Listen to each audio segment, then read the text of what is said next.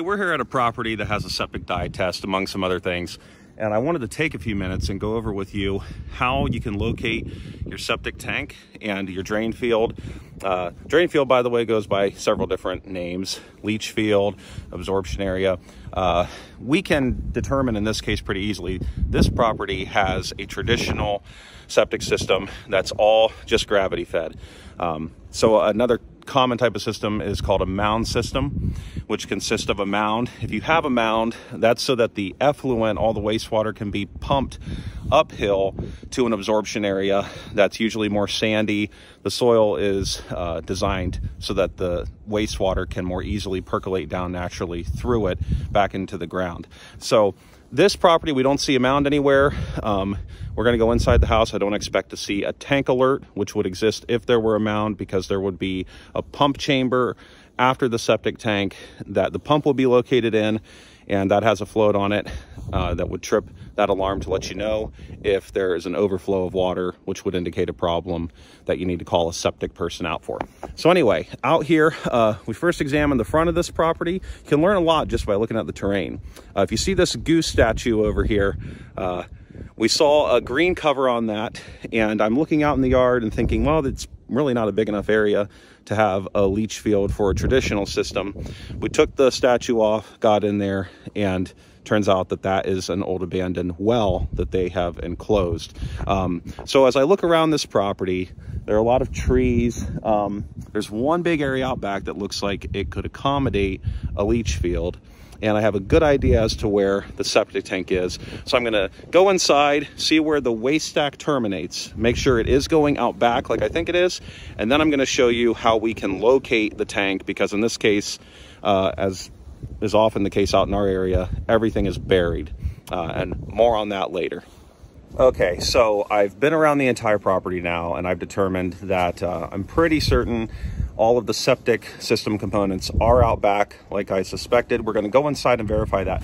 But before we do, I wanted to take a second and show you some of the tools that we use. And you can easily get these and use these yourself as a homeowner if you don't already know where your septic system components are. We have a shovel.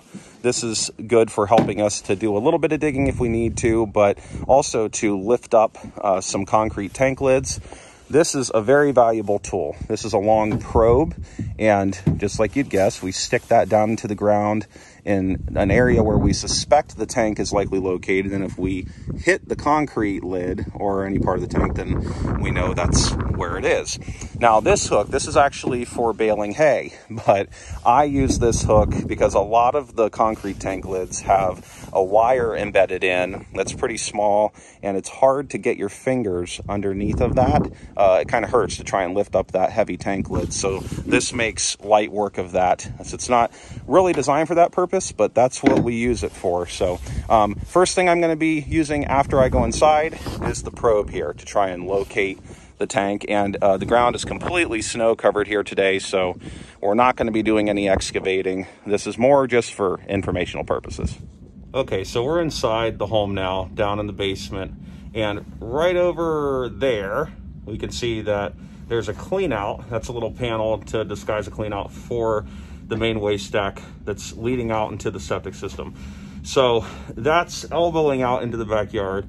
We know for sure, like I expected, that the septic tank and the drain field are out in back of the property. Okay, so based on everything we saw inside and the terrain here at the property, looks like our drain field is headed out that way, and the termination point for the waste stack, the 4-inch pipe, is coming out right around over here. So that tells me that our tank is probably running this way, parallel to the home. Oftentimes it's perpendicular to the house, and typically our tank's only about 10 to 15 feet away. Now we have a deck here that my camera's actually sitting on to record this. So I'm going to start from out here a little ways. It's likely not going to be under the deck. Hopefully they didn't construct it over top. So I'm just going to probe down right here. Nothing there. I'm going to move up a little bit. And usually you hear a loud thump. Nothing. Nothing there. Right there. Okay, now we want to double check we just didn't hit a rock. So I'm gonna move along that side.